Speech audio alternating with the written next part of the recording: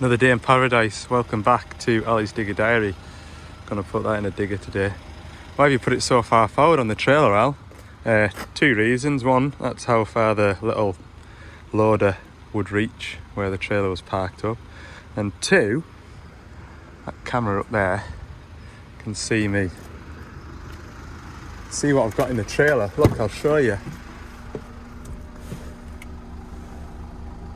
I can see the engine. So I can keep an eye on that when I'm travelling to the job. And if I see a strap coming loose, I can do something about it. What a clever thought. That's just coincidence, but I'm going to take all the credit for it. Right, sun's shining. I'm going to head out and hopefully by lunchtime we'll have a little 8.5 ton digger digging. Well, I'm glad to get that engine out the back of that trailer. That has to be the worst thing to try and transport. And I'm pleased I had my camera on it because I nearly lost it twice. You just start to, as you're driving along and you glance at the mirror, you just see the strap wobbling a bit. Pull over, you realise a block of wood's moved or... Anyway, it's here in one piece. It is sitting on the machine, ready to go. Well, ready to get plumbed back up. While it was off the mounts, managed to get the pump entered. So that should be a breeze.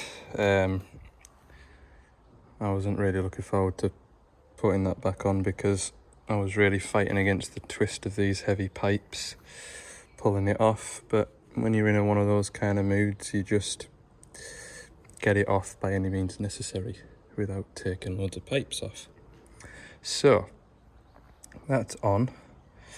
Mounting bolts are in, they just need whiz down, and then it's just giving it its life back again. Give it a bit of fuel, give it a bit of air, give it a bit of blood to keep itself cool, give it a bit of food to keep itself running, and give it its brains back. How many more medical analogies can I add to that?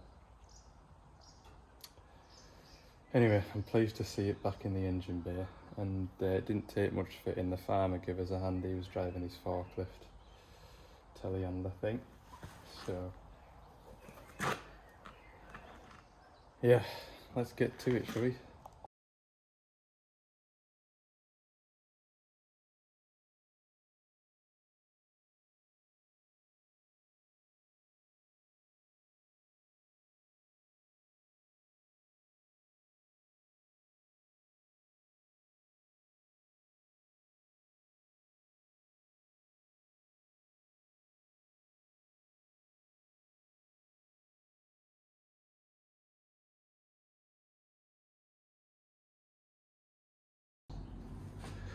So what you've seen me doing there is buttoning down the engine mounts. That's all done. I remember that one went from that way up because I thought, why is all of them going down the way apart from this one? Because I had this high pressure fuel pump back and out the way, so I couldn't work out why that was. And now I've got the pump on, I can see why it goes up the way. Pump is on and attached. This annoying little pipe here is on. I've just put the air pipe on for the air filter, so the air's going that way through.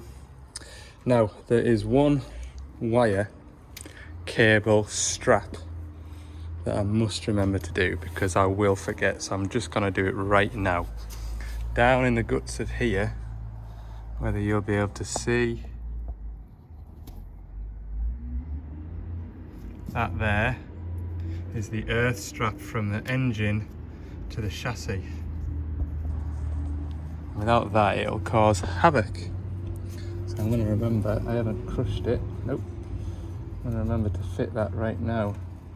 But first of all, I'm going to get the Spaniard for it, or the socket. I'm pretty sure it was a 14, but I remember getting to the point of ready to lift it out, and I just had one quick scan while I waited on the tractor coming up to lift it out. I spotted it last minute.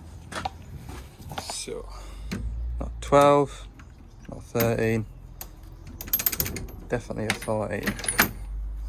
Get that on. So with a super long extension from there all the way up to the front of here. I'll nip that one up. Remember I did a starter motor on an 85 a couple of weeks ago, a new shape 85. That's where it is on the old shape 85s. And that is a pig, because you've got out exhaust on here, air filter here, fan guard. It's a pig of a thing to do, like it is. Another thing that I did, which I don't know if you'll be really that bothered, but the only bolts that I've got off the machine are in a box in the van, and that was from the engine strip down part of it. Any attaching parts are on this side with the bolts either in it or screwed back in, so I know where to look for stuff. And then that's the same with the part of the job where I decided to take the engine out. Anything that's off the engine came to this side of the machine. That way, when I'm putting stuff back together, there's a bit of order to it. I'm not looking around there for stuff that I've taken off when I've been stripping the engine out, etc., just to try and reduce me scurrying around all over the parish for stuff. So yeah, like these exhaust mounting bolts, I just ran them back in. It adds a little bit more time, same here as well. Exhaust mount does add a little bit more time, but I think the extra time on the strip down is saved when you're not ratcheting around for everything.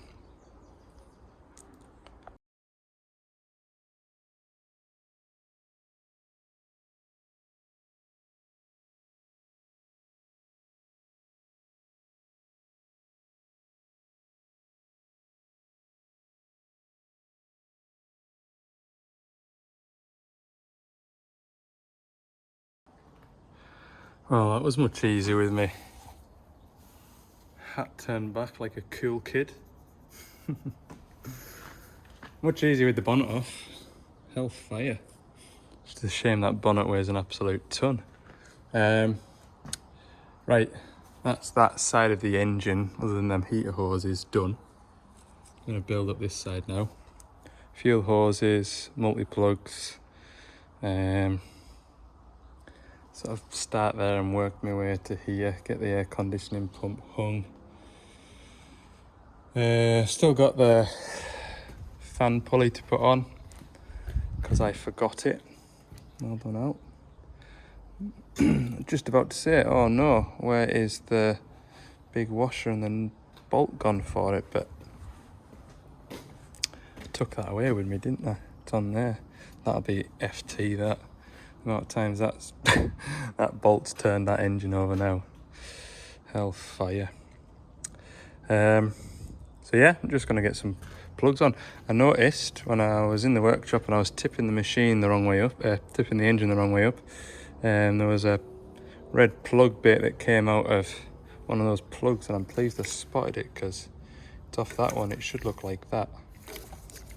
So yeah, oh look, I've popped that off by mistake and now I've made an oily diesely mess.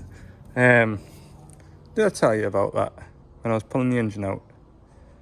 A bit of a casualty. Forgot that that was attached to the lift pump, and from here looks like that lift pump is attached to the engine block. So I thought, oh, I only need to take that fuel hose off. So we started lifting, and there was something snagging it. What's going on here? That pipe there, holding on for dear life. So got a fresh one in the van. I've got to roll a fresh pipe. Okay, enough chatting. I'll just keep updating you and banging you onto a time lapse because we'll make a video out of this, and then we've got something else for you to watch over the next couple of days. All right.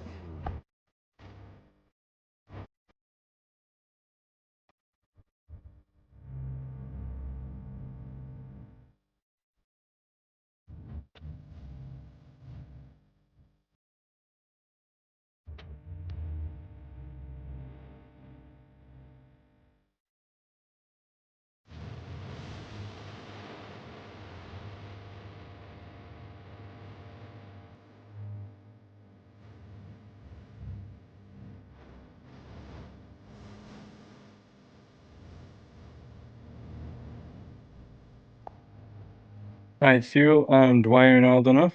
I re-ended all these pipes because, to be fair, they were cracking around here anyway, so I've re-ended them. New pipe from there down to there. High pressure pipe on, all plugs, sensors on. That's just for the DPF, DOC, temp sensors and stuff. Those bolts there are for the bonnet. That's why they're there, because that was taken off in a hurry. So I can start doing work in here now. So I think what was the, I mean, I remember taking this off first, but what a palaver it is. Might put that on first and hope I don't have to take it off again. Don't think I will. I'm pretty sure that fan shroud will come. Oh, maybe put the fan shroud on first. Fan shroud on first. That is a good idea.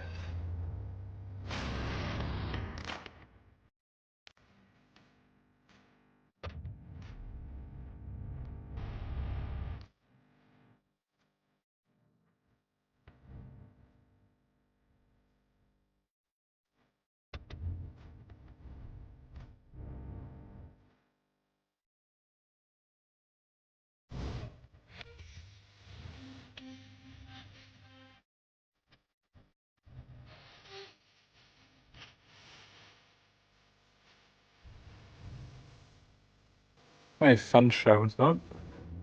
Did I tighten that one up? This is a fiddle because literally when it runs out of thread and the bolt will fall out, it hits that elbow there. Yes, I did nip it up. Yeah, pain in the backside, right. I'm gonna put the air conditioning mounting bracket on. And remember to plug it in. That's down over there. And then put the fan on. Now I'll put coolant pipes on next. Yeah, coolant pipes, fan. Once the coolant pipes are on, I'll maybe chuck the coolant in and just let it kind of work its way around the system, you know? That might be a good idea. I still need to put engine oil in it and still need to change that filter as well, so maybe once I've got to there, I'll work back the way then. Exhaust, air filter. In half an hour we should be in a position to start it up. Don't know where my works phone is to tell you what time it is. Oh well. Maybe could do with knowing where it's at though, just in case it's sat in a... Oh, it's over here. I often leave it on here, so it's handy to get to. Yeah, not done too bad. An hour and a half. Another half an hour and we'll be ready to turn it on. So yeah, 10 to 12. Might not be far off. Starting it at lunchtime, like. That's good progress, I think.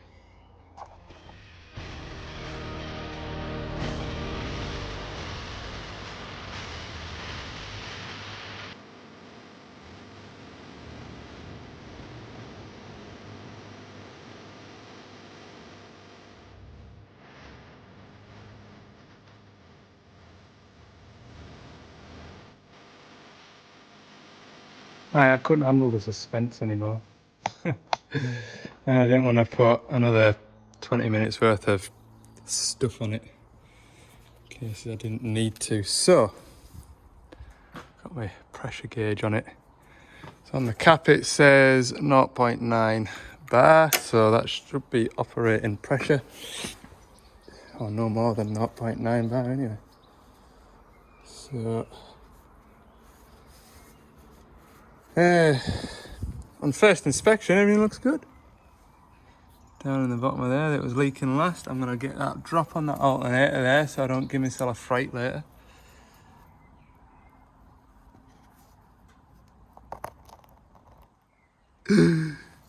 Fingers crossed.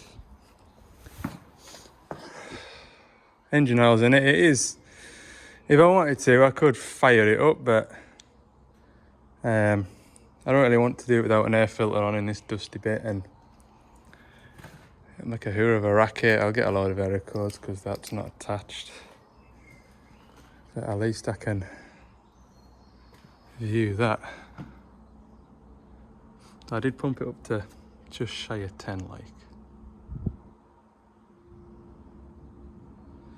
Am I looking at PSI there? Oh, wait a minute. Bar's on the outside. Is that bar? Yeah, because otherwise it'd be 9, wouldn't it? Ha.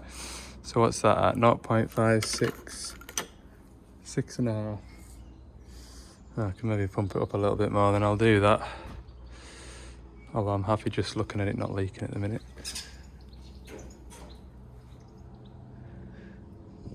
This stuff here ain't set on the outside, but I think it's that sort of stuff that once it's compacted it sets. It's not dropping any pressure anyway, which is good. That's encouraging. Right, I'll pump it up a bit more.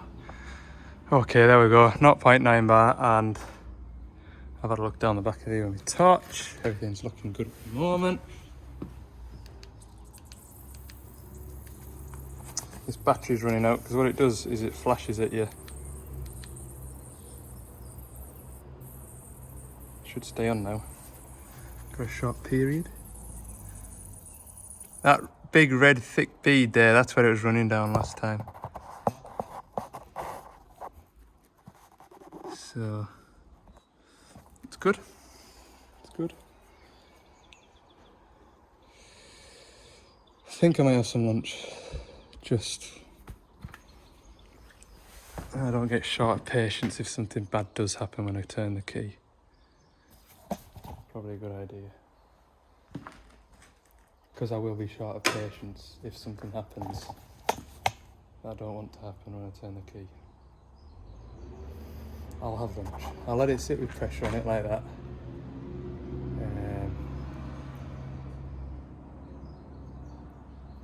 And keep looking at the floor for any luminous green liquid coming out.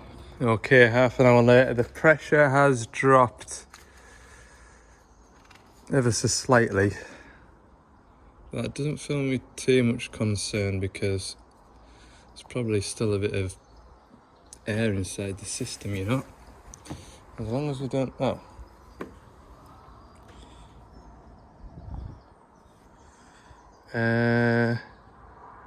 What isn't tight? Did I not tighten that up enough? Good. But, crucially, that's dry.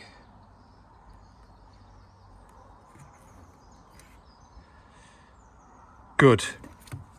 So all I need to do is tighten a Jubilee clip up.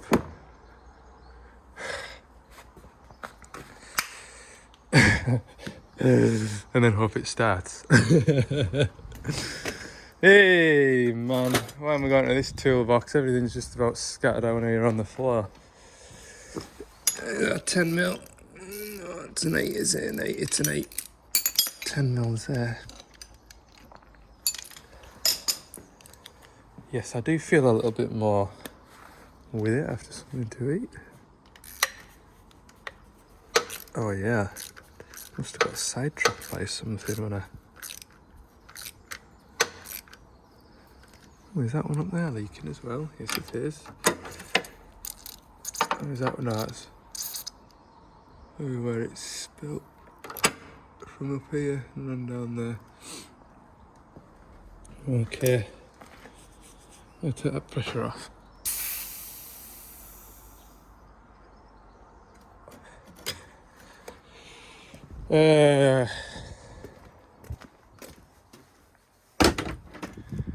Right, I'm gonna chuck out exhaust and air filter on it. Can I have this back, please? Thank you. Cheers. The hell of a colour that stuff, isn't it?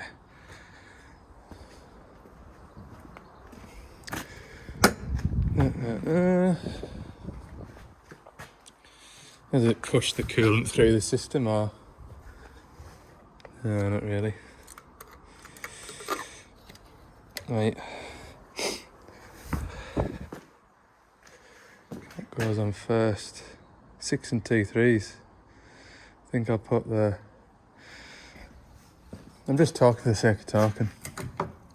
But I have got raised hopes about the coolant leak situation after seeing that. When we try around in disco, pretty sure it was something like this. Sure it went somewhere like that. In here somewhere. Hey, do you know, I don't remember how that goes back in there. Let me use 2 hands to figure it out. Or just use my brain and say, that doesn't go onto there. That goes onto there.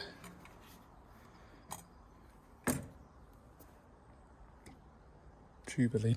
Where did that go? There we go. Right. It's this bit here I need to do. Those 2 bolts need to come out. So they hold it on. And don't forget to put the blockage indicator wires on. Don't forget. Okay, so it's 1:30. Exhaust is all on. Intake's on. In theory, all I should do is start it up and let it run. And then while it's doing that, there'll be no problems. Put the covers on. All I've done so far is put the battery on, so what you're seeing is what I'm about to see. First things first.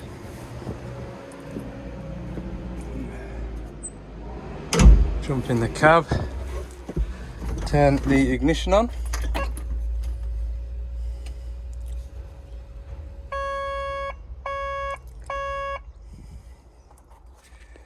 Okay. No error codes, that's good, right. Just double check engine oil level. Man.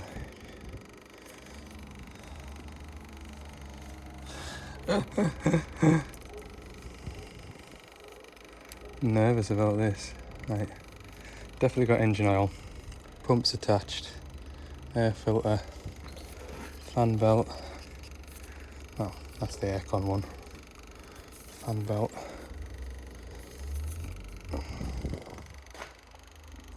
We'll turn it over and stop it. Turn it over and stop it. Make sure there's no unusual noises. Just open this a bit. Come on.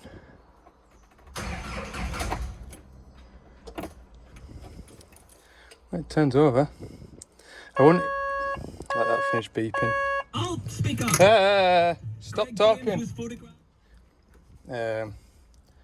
I wouldn't expect it to fire straight up because there'll be loads of air in the fuel, but that suits me because it gives the oil pump chance to get a bit of oil around the system, you know.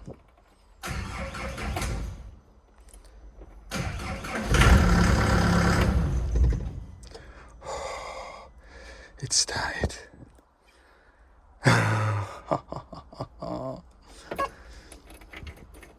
Right, we'll just have a quick run round, make sure.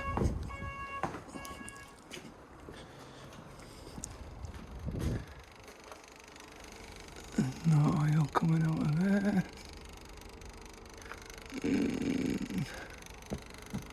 That's just where I've spilt it. I'm sure of that.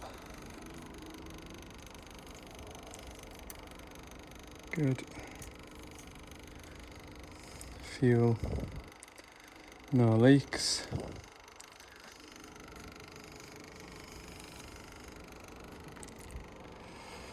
What should I do? Should I go and get an airline and blow all that off first? Or should I just start it? I'll blow it all off. Hang on. Okay, we'll start again. Or start it again. I don't want to be saying we'll start again. Right.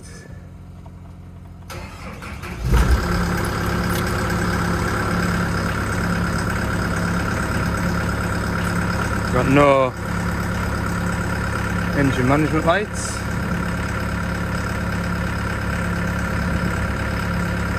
Good. So the engine oil pressure must be okay.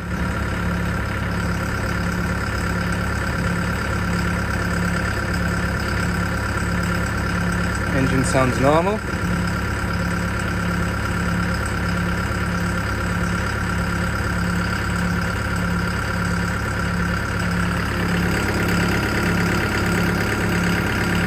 I think I might have just done a thing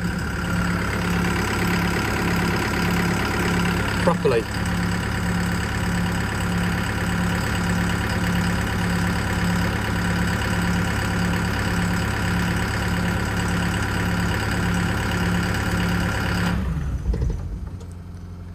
Ho, ho, ho, ho, ho.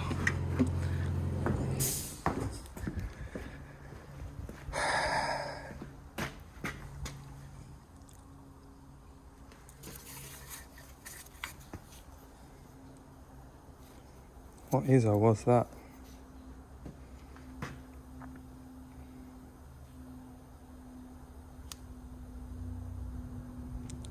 Don't recognise it. Of anything that I've taken off. Oh, that goes on there. I do recognise it. Because that nut fell off while I was putting that aircon pump on. Not the end of the world. I'll have that. And is that the 12? Oh, I've got a good eye for it. I've got a good eye for it. So that's just the cover to stop muck getting in on that bearing, which I will refit just now. Yeah, I tell you what. I did a good job of tightening that up. Hellfire. Ugh. That's reassuring. If that insignificant nut was tight, then surely everything else should be.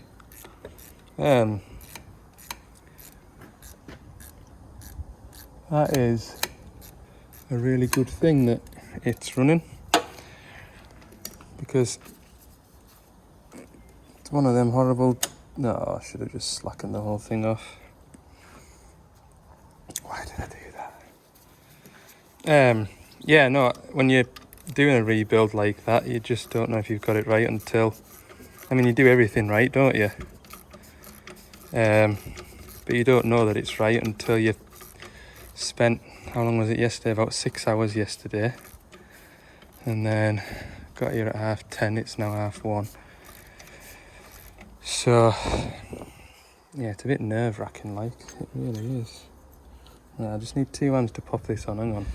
Yeah, what I was saying was, when you do a big job like this, it's pretty stressful mentally, or it is for me anyway, because I like the kind of jobs where even if you turn up and you spend all day at it, but you repair it and it's away, that's done, that's finished with that day, whereas this has gone on for, well, since last Wednesday, it's Tuesday now.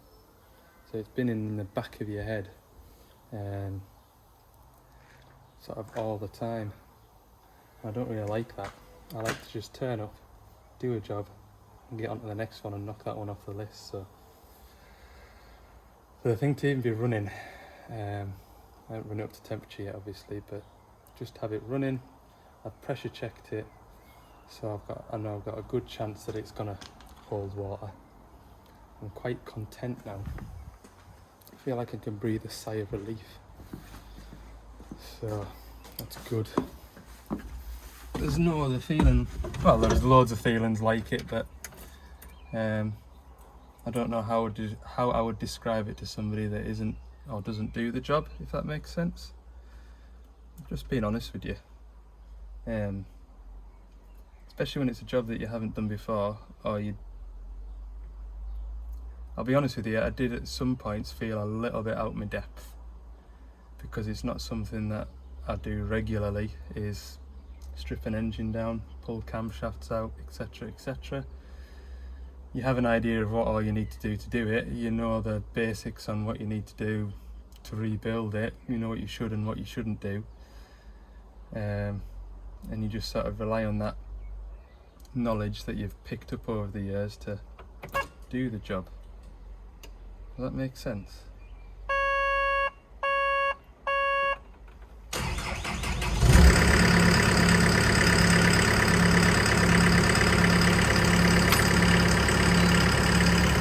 Right.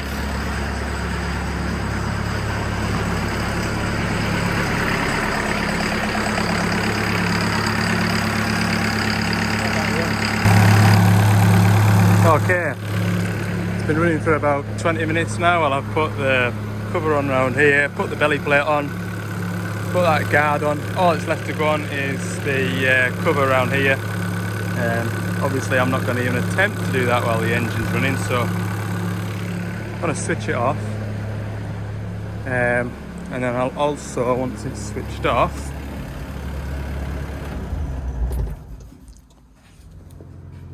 should be able to see what my coolant level's like as well. Just do it from this way, like. Thought there'd be a bit of air in there. It's wanting to push its way out. Just let that sit then.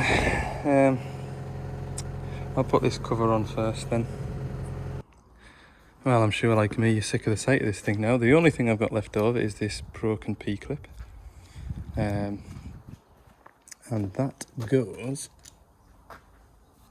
just checking again, no coolant leaking, good. That goes onto here, which holds these, but well, it's broken, isn't it? So, top radiator hose is hot. That's still cold actually. I think we got an airlock. I've just been running it for 10 minutes there, loading up the engine with the hydraulics, and I got it up to about 88 degrees, then all of a sudden it just started falling back down to 75, 76. But I feel like there's definitely, that's hot there. I had to tell if that one's hot because it's got this stupid conduit on. That's warm there. These heater hoses are hot because I had the heating on in the cab. Is there a bleed screw that I need to undo? Just to let a bit of air out. A bit more air in there.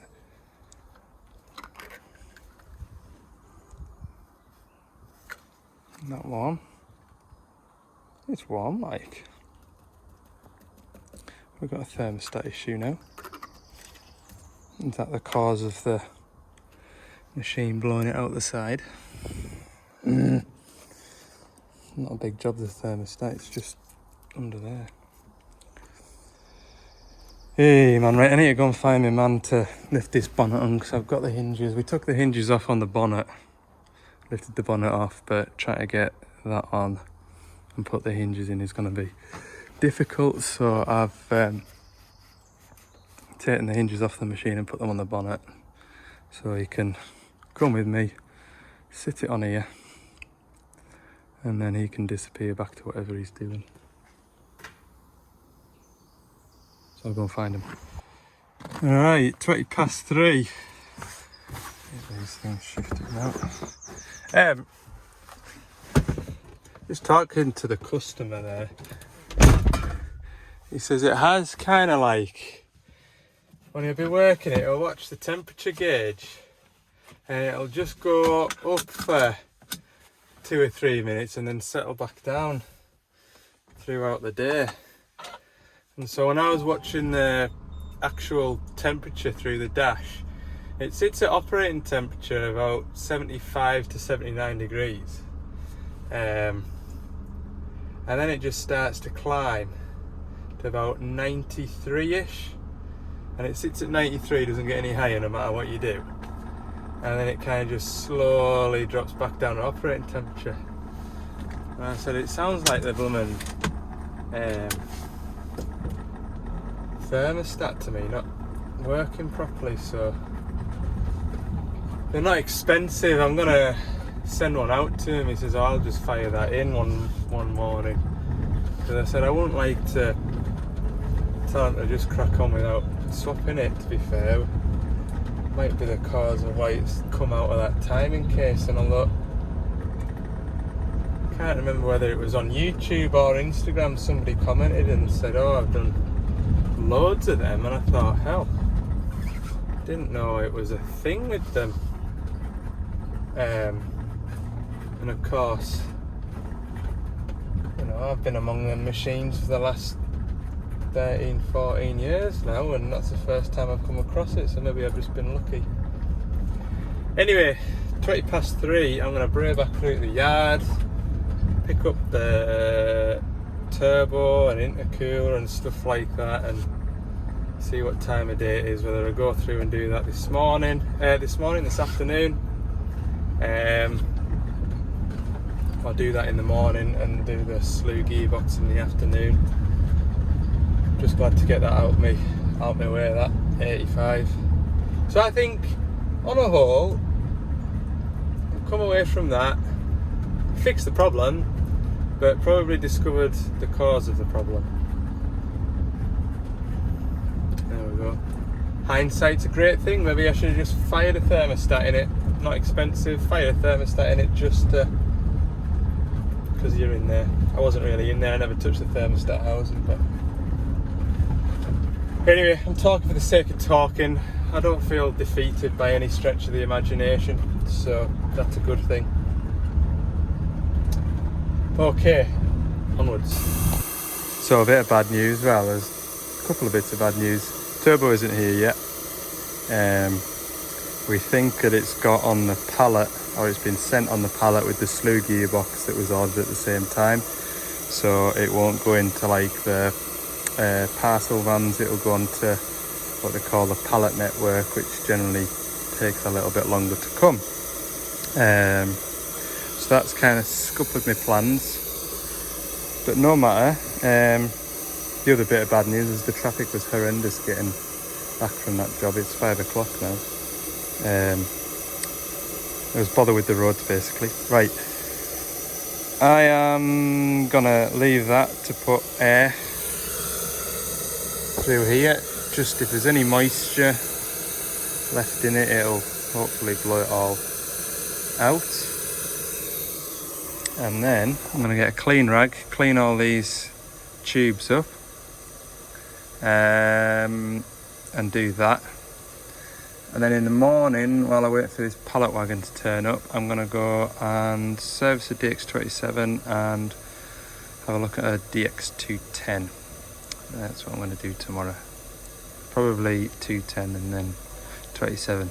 But you won't see that in this video because I'll split all these last 4 days up, so you know, we've got continuity while I'm away.